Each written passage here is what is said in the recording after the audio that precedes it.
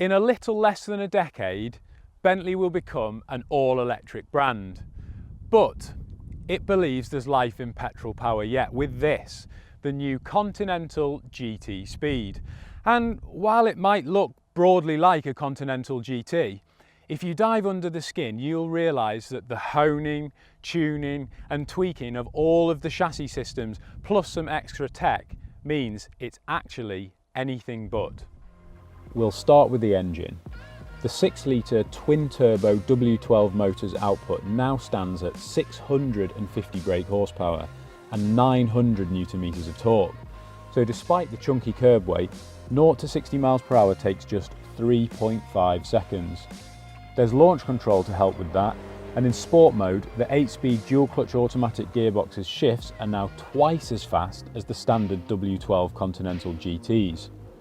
Top speed stands at 208 miles per hour, so it 100% lives up to the speed nameplate too.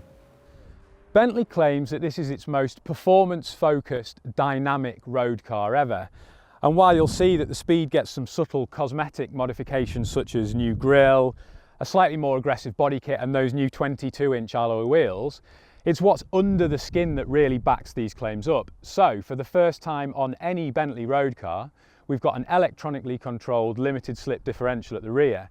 Now that works with a recalibrated active all-wheel drive system. There's a more freely set up ESC system as well. So along with four-wheel steering and retuned 3-chamber adaptive air suspension with beefed up active anti-roll control, it basically gives the Speed a lot more cornering potential, but not just that, a sense of fun and adjustability that no Continental GT yet has quite managed to conjure. Finally, to rein in all that extra power, there's an optional carbon ceramic brake setup.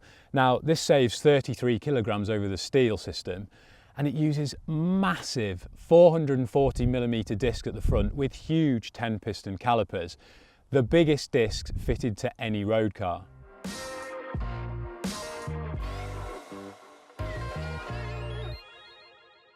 Now, as good as those brakes are, it's not the first thing you notice about the Continental GT Speed, and neither is that extra power from the engine.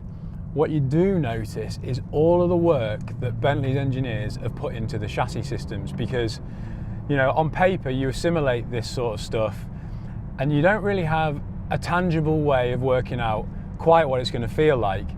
And then you drive the car and you turn it into a corner and you realise quite what that new suite of technologies and tools has allowed the engineers to unlock, because even though this car is basically the same weight as a standard W12 Continental GT, the way it drives is noticeably different. It feels recognisably like a Bentley. I would know this is a Bentley even if I was blindfolded. But the way the car turns in, thanks to that new rear wheel steering system, the retuned air suspension and the active anti-roll, it's really a lot more positive. Now, due to different COVID reasons and registering these left-hand drive cars, we're actually on the track at Silverstone, so we can't drive them on the road. This is not a track car, yet at more than 2 tons, it really does acquit itself well.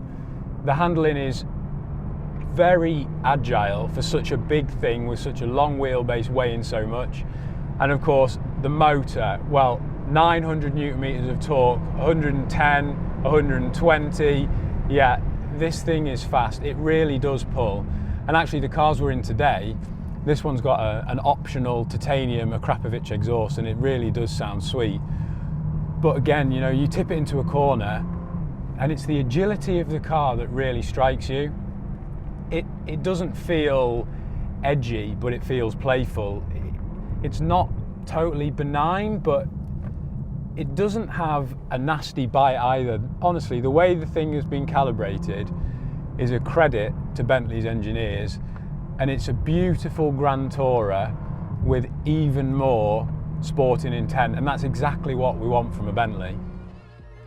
Of course, there are some caveats, and all this praise is within the framework that it's still a big, heavy car, as we've mentioned, so there are limits to the Speed's ability. However, Bentley hasn't compromised its GT credentials.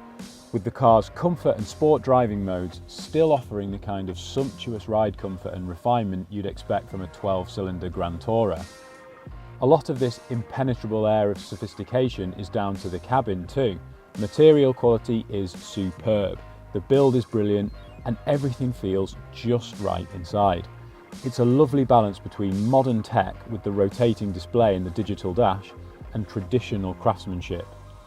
Speed models get a new dark tint engine turned pattern for the centre console. The diamond in diamond quilted leather is standard, and you get lots of embroidered bits and speed badging. Of course, like any Bentley, you can personalise your car to the nth degree pretty much, but it's the fact that the car's fun side shines through that sets this Speed apart from other Continental GTs. And of course, while not many Bentley Continental GT Speeds are going to go to a track day, if you get there and turn the systems off, well,